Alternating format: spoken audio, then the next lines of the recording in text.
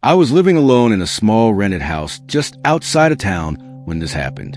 It was a one-story house at the end of a short dead-end road. There were only 5 houses on the street, and at night, it was usually quiet. I worked from home doing freelance graphic design, so most days, I didn't go out unless I needed to buy groceries. I didn't get visitors often. My friends usually texted me before coming over. That's why the first knock stood out. It was around 8:45 at night on a Thursday. I was in the living room watching TV when I heard 4 hard knocks on the front door. I muted the TV and waited, thinking maybe I had imagined it. Then I heard 2 more knocks. I got up and walked to the door. There is a small peephole in the middle of it. When I looked through, I saw a man standing on my porch holding a medium-sized cardboard box. He was wearing a dark jacket and a baseball cap. He looked normal, maybe in his mid-30s. I opened the door, but kept the chain on. He quickly said he had a delivery that needed a signature. He read a name from a small handheld device. It was not my name. It was not even close. I told him he had the wrong address. He looked down at the box, then at the device, then back at me. He read the address out loud. It was my exact address. I told him no one with that name lived there. He stared at me for a second longer than he needed to. Then he said he must have been given the wrong information and would take it back to the truck. I watched him walk back down my driveway. I expected to see a delivery van or at least a car parked nearby, but there was nothing. He walked past my mailbox and turned the corner at the end of the street. I did not see where he went. I shut the door and locked it. I told myself it was just a small company delivery or maybe a contractor driver without a marked vehicle. The next night, at almost the same time, there were 3 knocks again. This time, I did not open the door right away. I went to the peephole first. It was the same man with the same jacket and box. I did not open the door. I just spoke through it and told him he had already come by and that no one with that name lived there. He did not answer right away. Then he said he just needed a signature and that the system showed the package had to be delivered tonight. I told him I was not going to sign for someone I did not know. There was a long pause. Then he said, "Okay," and stepped back from the door. I stayed at the peephole. Instead of walking away right away, he stood at the edge of the porch and looked at the house. He slowly turned his head toward my front windows, then toward the side of the house, then back at the door. After about 15 seconds, he finally walked down the driveway. Again, I saw no vehicle. That is when it started to feel wrong. On the 3rd night, there was no knock. I actually felt relieved. I thought maybe he had figured out the mistake. I even joked to myself about how strange it would have been if he had shown up again. On the 4th night, I was in the kitchen washing dishes around 9 p.m. when I heard 4 knocks. It was not on the front door. It was on the side of the house near the dining room window. I slowly walked into the dining room and looked toward the window, but no one was there. Then there were 4 more knocks at the front door. I went to the peephole, and it was him again, but this time he was not holding a box. His hands were empty. I did not say anything, and he knocked again. Then he stepped back and looked right at the peephole. I stepped away from the door, so he could not see any movement, and I did not make a sound. After about 30 seconds, he turned and walked away. I waited 5 whole minutes before checking the windows. I walked around the house with the lights off and looked through the blinds. I saw him standing across the street near the trees. He was just standing there facing my house. After about a minute, he walked off into the dark. I locked every window and door again, even though they were already locked. The next day, I called the local police non-emergency line and explained what had been happening. The officer I spoke to said it sounded like someone trying to check if anyone lived there. He said sometimes burglars will knock to see if someone answers before trying to break in later. He told me to put up cameras if I could, and to call 911 if the man came back. That night, I left all the lights off in the front of the house and stayed in my bedroom. Around 8:45, right on time, there were 4 knocks. I did not respond at all. After a few seconds, 4 more knocks came, then silence. I waited about a minute. Then I heard something else. A soft thud against the back of my house. And then another. I realized it sounded like someone testing the back door. I grabbed my phone and quietly walked into the hallway. I could hear the back door knob slowly turning, then stopping, then turning again. I called 911 like I had been told and whispered that someone was trying to get into my house. While I was on the phone, the knocking started again at the front door. The dispatcher told me officers were on their way. The back door knob kept turning. There was more than one person. Then I heard the sound of something metal scraping lightly against the door frame. After about 30 seconds, everything stopped, even though it was completely silent. I stayed on the phone until the police arrived. When they checked the outside of the house, they found fresh pry marks on the back door near the handle. The officer told me that if I had not been home, the door probably would have been forced open. They drove around but did not find anyone suspicious. The next night, I stayed at my brother's apartment across town. I did not tell anyone on social media or anywhere else that I was not home. I just left. Around 9 p.m., my phone rang. It was my neighbor from 2 houses down. She said there was someone standing on my porch knocking over and over. She said he had been there for at least 5 minutes. She asked if I was home. I told her no and asked if he had a vehicle. She said she did not see one.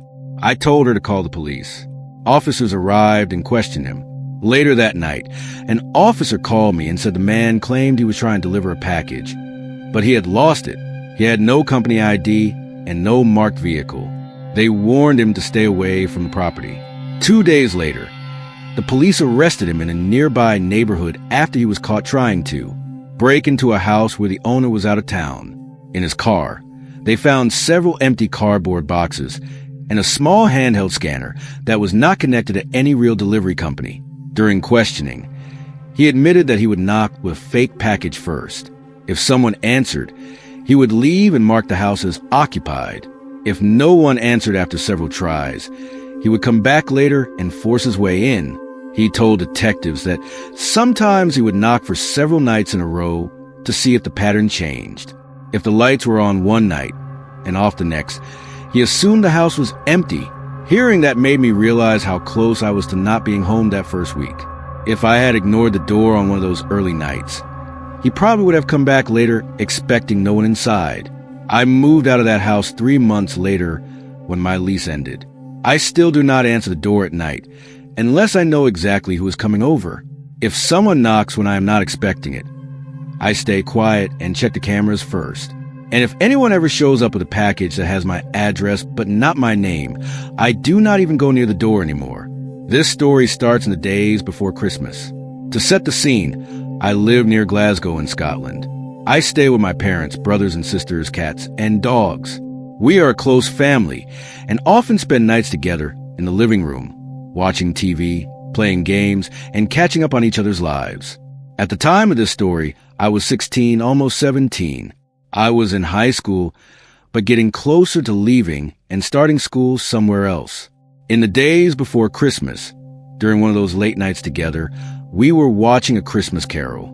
We often have movie nights around Christmas, and it is one of my favorite things about that time of year. During the movie, we heard a knock at the door. This was not unusual, so we did not think much of it. My mom got up to answer it, but nobody was there. The street was empty. Our garden wraps in front of the house around the back. So she also checked along the side of the house, but there was nobody there either. She came back inside, and we kept watching the movie. A few days later, I was sitting at the living room table doing exam work when I heard another knock. I stopped my work and went to answer the door, but again, nobody was there. We thought it was probably neighborhood kids playing a prank.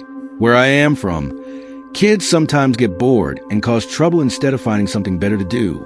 In Scotland, there is a game called Chappie, where kids knock on someone's door and run away laughing. It is silly, but as a kid, the thrill of someone opening the door and knowing there could be strangely fun. We have a family group chat where we keep each other updated on things. And during that week, several family members said they had the same thing happen to them. The one that stood out the most was something my dad went through. At the time, my dad usually stayed up later than everyone else, either playing Xbox or watching shows once the house was quiet. One night around 11:30, when the street was silent and all the kids would have been inside, he heard a very quiet knock. He was confused because of the time.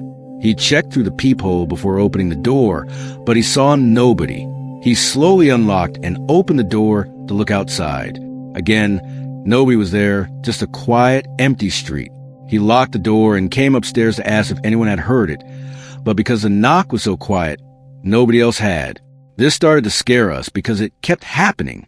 Nobody had ever seen or heard anyone outside except for the knocking itself.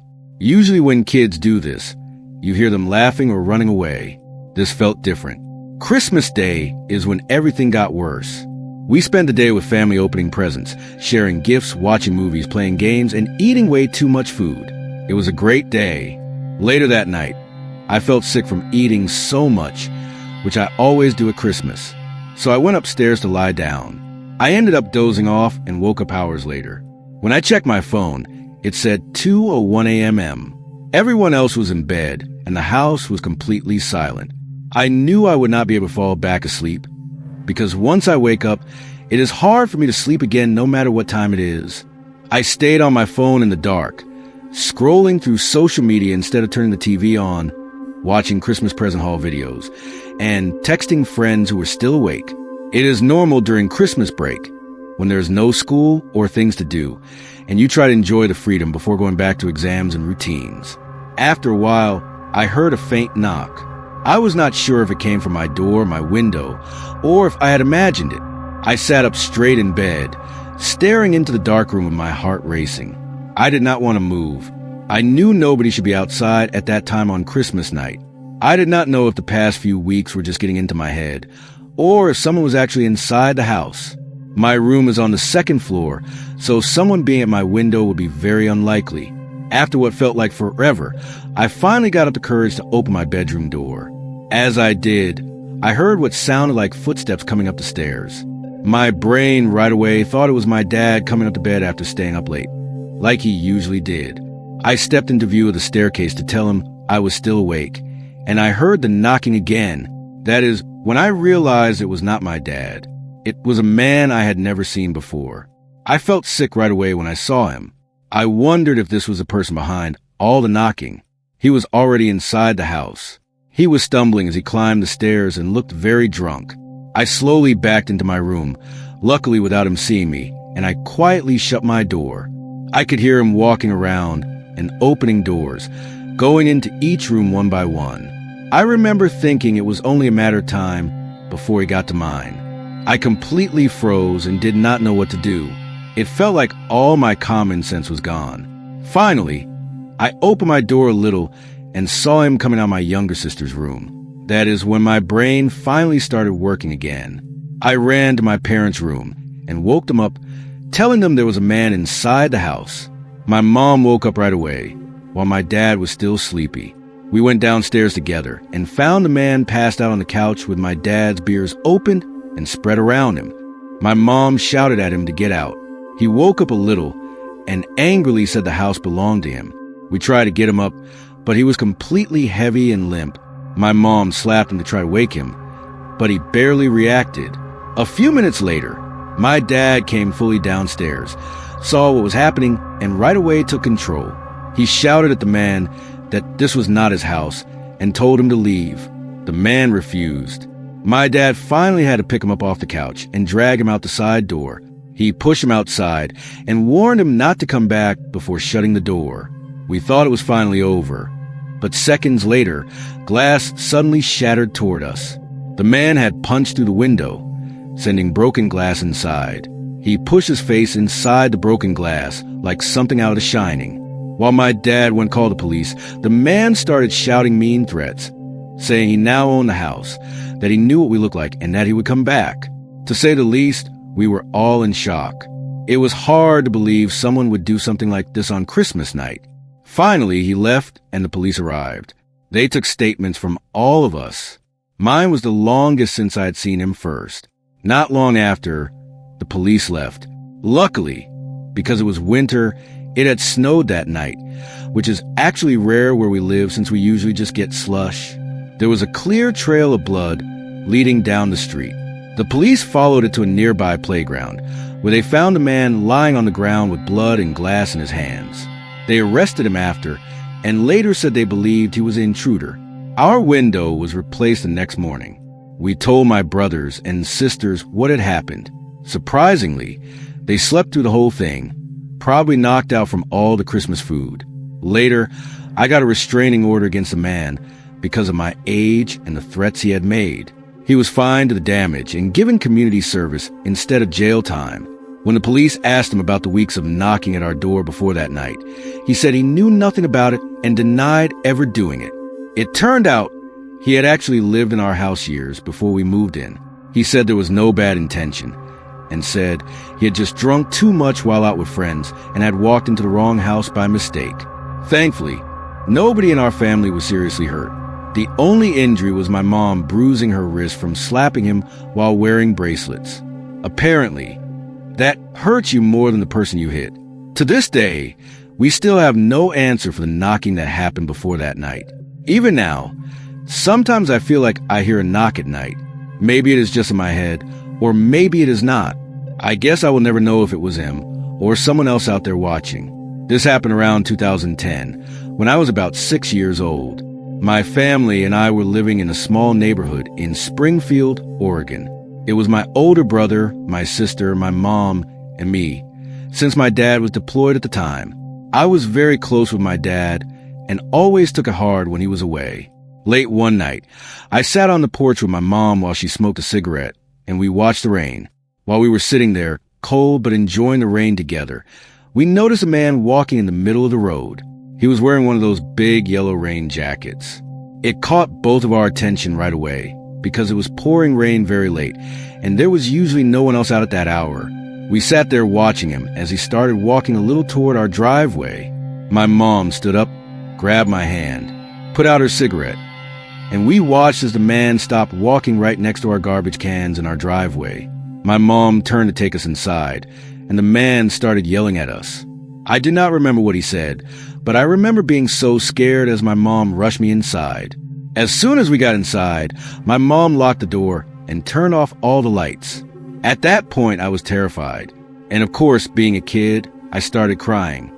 My mom rushed my brother, sister, and me, shushing us, and we all went and laid in my parents' king-size bed together because we were all a bit worried. But nothing else happened. There was no more yelling or noise or anything, so we all drifted off to sleep. That night, I had a horrible nightmare that I can still picture to this day. It was a man in a big yellow rain jacket peering through our window. I woke up scared and crying, literally shaking my sister awake just so I could tell her I was scared. I have no idea how much time passed. My sister got out of bed and walked me to the bathroom that was attached to the bedroom. She shut the door and talked with me while I cried, trying not to wake my mom or brother. But while we were in there, we suddenly heard banging, loud banging on the front door. My sister rushed out of the bathroom and started shaking my mom awake without saying anything. And of course, my brother woke up from the sound, too. I sat scared in the bathroom while my mom pointed for my brother and sister to join me in there. We watched her walk out of the room toward the front door. My brother, sister, and I were all crying, scared out of our minds as this man kept banging on the door. My mom must have been trying to find her old BlackBerry phone, but she seemed to fail because when she came back, she did not have it. That meant none of us could call the police, since this was the only phone in the house. We sat there in silence, listening to the man who was now screaming and yelling for us to let him in while still banging loudly on the door. It was honestly a really hopeless and scary night. It was just the five of us with no phone to call the police, and my dad, who is normally our protector, was gone. We sat there on the floor huddled together, freaking out and praying that our neighbors would call police, but nothing happened. Finally, the man left, but no police ever came. What was strange is that it was a small neighborhood where everyone lived close together, and our house was actually a duplex. So how not a single neighbor heard this and called the police is beyond me. Eventually, we went to sleep, and everything was okay for a while. But not even a few weeks later, still the five of us at home, my family woke up to our front door wide open along with the window open and a huge hole cut into the window screen. My mom right away called the police.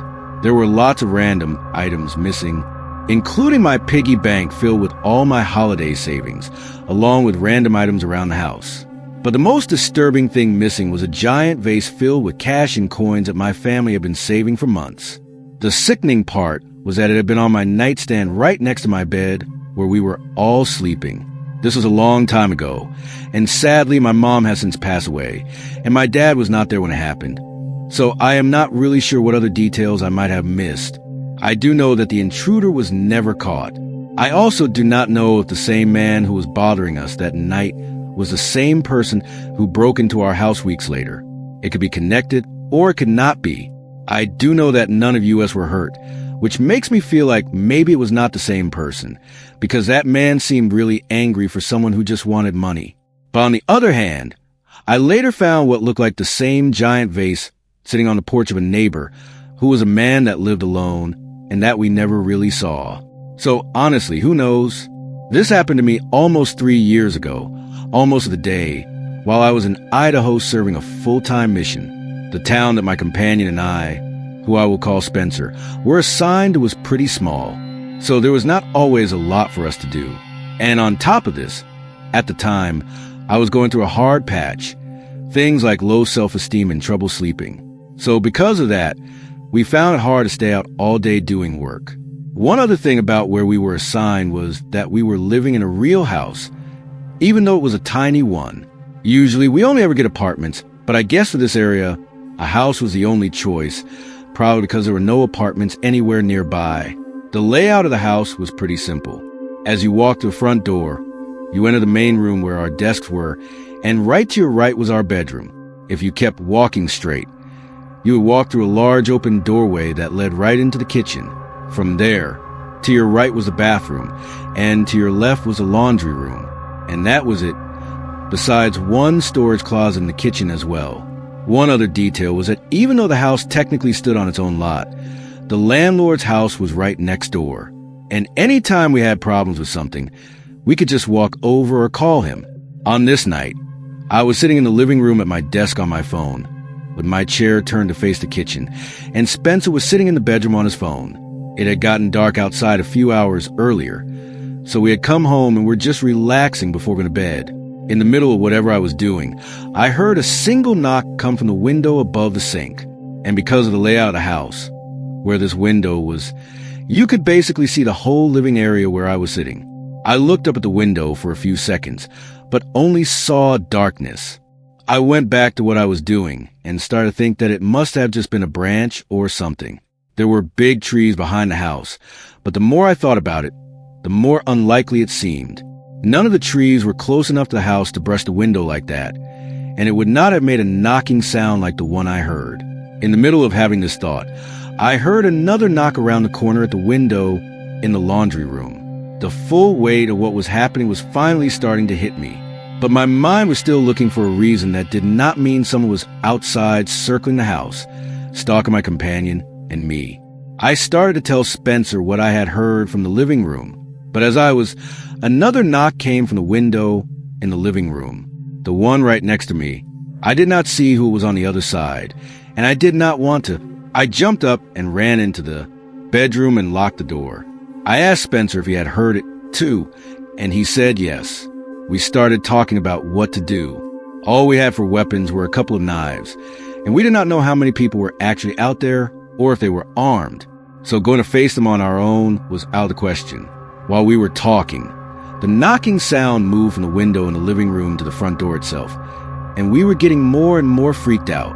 We quickly thought about calling the police, but we were in the middle of nowhere, and it would take them forever to get out there to help us. Then Spencer remembered we had the landlord's number. He called him and started explaining the situation. And by this point, we had not heard a knock at the door for a couple minutes or so, but I knew what that meant, and I was dreading it when it finally came. A knock at our bedroom window.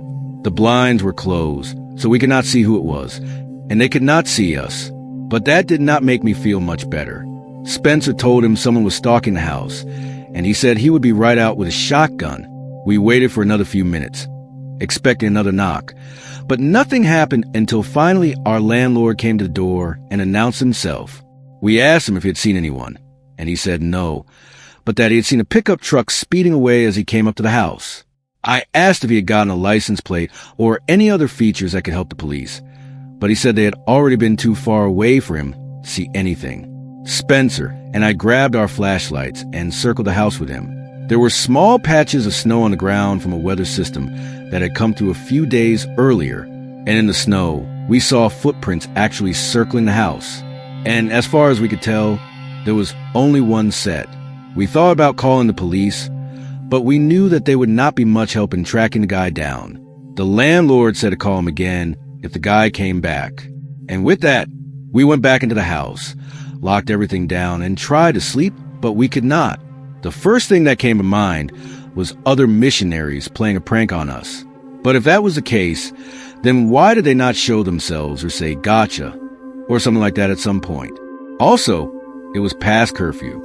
Everyone was supposed to be home, and the closest missionaries to us were at least 20 minutes away. The other possibility was that it was some teenagers from the ward playing a prank, but that did not seem likely either, especially afterwards because, again, they would have come back and started laughing at us, and there was only one set of footprint we found.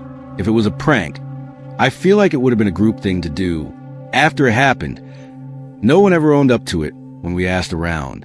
So to this day, we still have no idea who was outside or why they chose to bother us. But the scariest thing to me was not the knocking or how the only thing between us and him was a thin layer of glass, but the fact that I likely looked right at this guy when he first knocked on the window in the kitchen and did not even know it. From that day on, my sleep only got worse. Nothing worked, and my own personal issues did not get better either. I am not sure I will ever go back to that house.